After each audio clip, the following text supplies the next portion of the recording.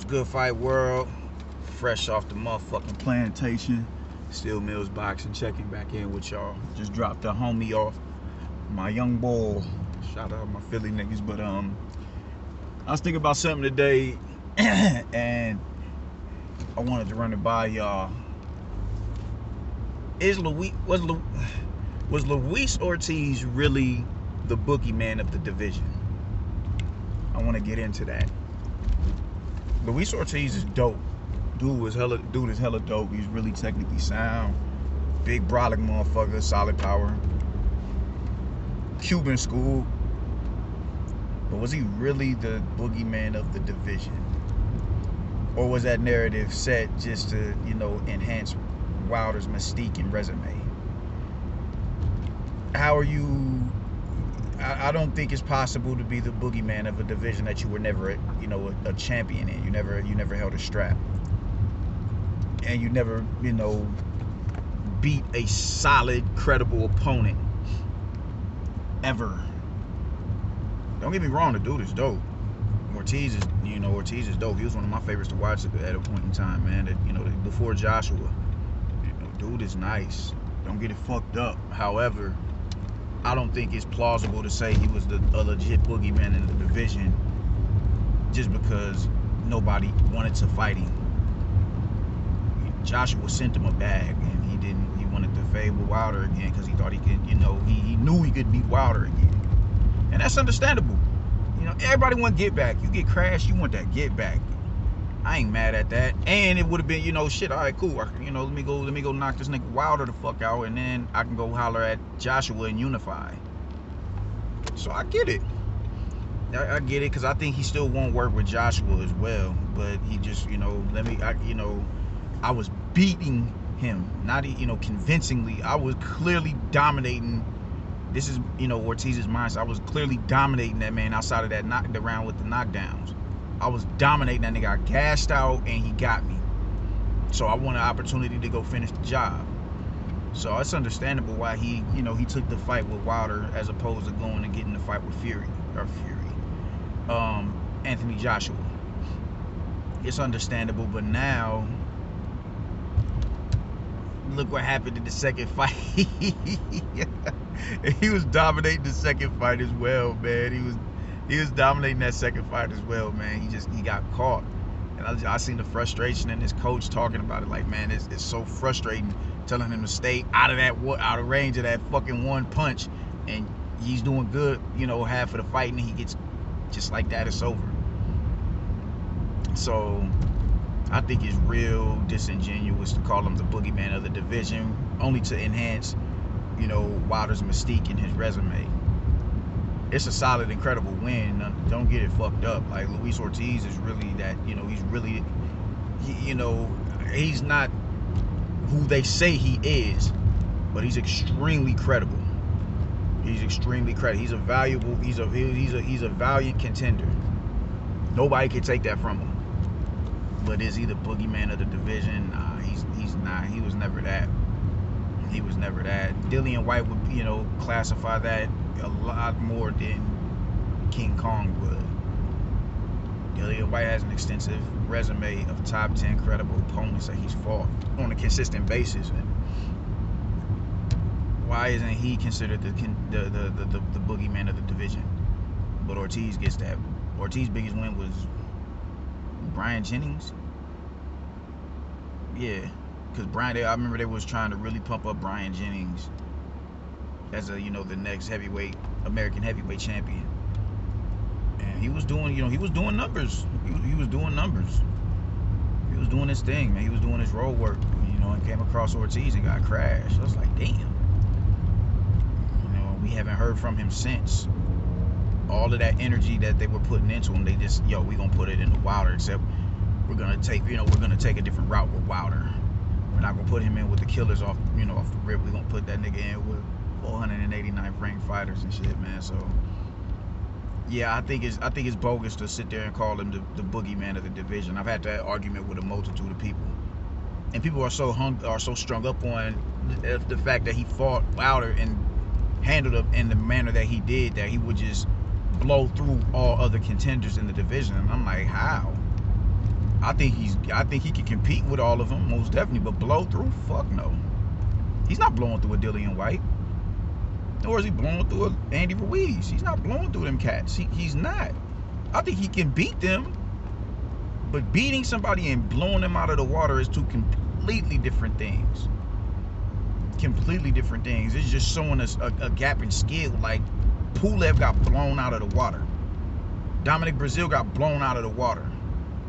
You understand what I'm saying? So how do you blow somebody out of the water?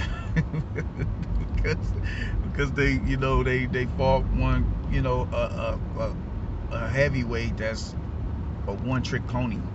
You know, I don't want to make it seem as if I'm taking my pot shots at Wilder all the time, man. You know, because I'm not a fan of him, but you know, still a brother at the end of the day. But you know, in this situation, we got to call a spade, and he's getting the clout that he's getting the love that he's getting, and the respect that he's getting because of who he fought and how he fought him. He did. You think Luis Ortiz ain't got nothing for Anthony Joshua, and he's not fast enough on his feet to deal with a dude like Tyson Fury. Nah, man. You know, certain cats will compliment him. Ortiz, he's smaller than him. Or not Ortiz, but Ruiz is smaller than Ortiz, and Dillian White is gonna meet him right there. We're cool. Be just like that. Same with Ruiz.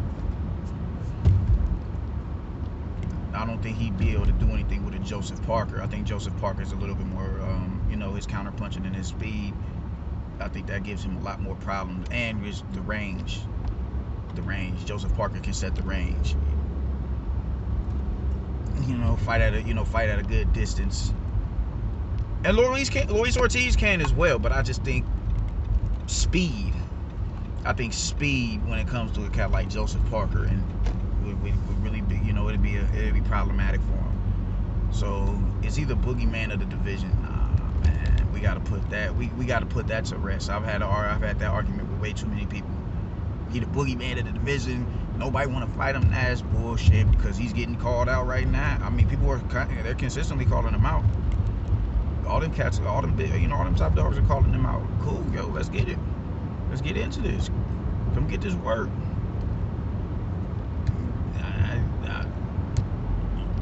How is he the boogeyman of the division? Niggas ducking high from the boogeyman. You know what I'm saying? Niggas wasn't trying to go. Niggas didn't want to go to sleep because they didn't want to deal with Freddy Krueger. You dig what I'm saying? Niggas, you know, niggas is, you know, where the boogeyman hide at in the closet up under the bed. Niggas is sleep under the bed. They got their pallets and their pillows up under the bed. But looking for the boogeyman, where he at? We won't work. So he's not the. I think let's put that notion to rest, man. He's the boogeyman of the division. I've heard that entirely too much, only because he fought Wilder. Only because he fought Wilder. Had he never fought Wilder, he's never deemed as the boogeyman of the division. Ever. Never would nobody say that, because they wasn't saying that before he fought Wilder. They was not saying that. But because it's a credible win for Wilder, and Wilder gave him the shot, now he's the boogeyman. Like, man, y'all niggas is crazy as a motherfucker, man. Shut up. But it's no knock on Ortiz, man. Dude gets busy. Dude gets busy, man. He gets busy. He has a really, really good ring IQ, man. Because I mean, just he pulled a Ryan Garcia and Luke Campbell when he got knocked out by Wilder. I only saw the highlight of it when it first went down, and I'm like, he's walking right into that dude's right hand, and there it was. I'm like, God damn it. God damn it. Like, you know, I'm not gonna front, man. I was rooting for Ortiz as well, man. Like, I'm like, you know, I was just, it's not, you know, Wilder's a little too disrespectful with the sport. Yeah, he doesn't take the sport serious, and I mean, he takes it serious, but not serious to the point where he's trying to sharpen all of his tools that he can, you know, that he. I mean, man, the dude is 6'7". You think if he had a fraction of a you take of a Derek Chisora. If he had a fraction of Derek Chisora's skill, he is a problem. He is a problem. he's a problem, because that right hand, oh my God, he'd have more ways to set it up. He wouldn't just have to feint the, shoot the jab and throw the, throw the right hand off of the jab. He can slip and throw the right hand. It just be, he can throw a lead right hand. He'd have too many dimensions. If he'd have entirely too many different dimensions to set up that right hand if he had the skill set of the, you could say, the bottom top 10 heavyweights, the bottom top 20 heavyweights. If he had the skill set of a Gerald Washington, he's a problem. He's a bigger factor if he had that, if he would have had that. So I think people are getting it fucked up that because Wilder knocked out Luis Ortiz twice, that he's deemed the boogeyman of the division, and that's just utter garbage, and extremely delusional. And people really need to put that notion to bed, because he's not the boogeyman of the division. I don't think Wilder was ever the boogeyman of the division. I don't think Joshua is the boogeyman of the division, because people want that work. They want that work. Except Wilder, he didn't want it. He didn't want it. He wasn't ready to deal with Joshua, and that's cool. I think on one hand he was, but he knew, all right, man, this is the factor right here. This is the nigga that I really have to worry about right here. So, I mean, on one hand, he wanted, I won't say, these is warriors, dog. These dudes is fighters. They come in to fight. This is how they make a living. If they don't fight, they family don't eat. So, Wilder didn't, I don't think he wanted it, but, all right, cool. I think I like my chances with my right hand. I like my chances.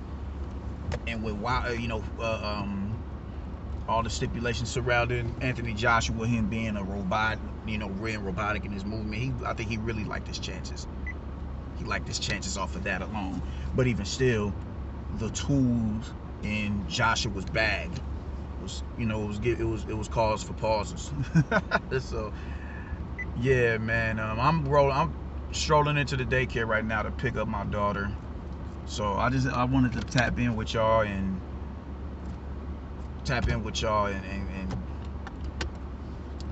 get that out the way, man. I'll be back shortly, man. I'm having fun doing these videos, man. I'll be back shortly with another video, man. So like and subscribe. Still Mills Boxing, I'm out.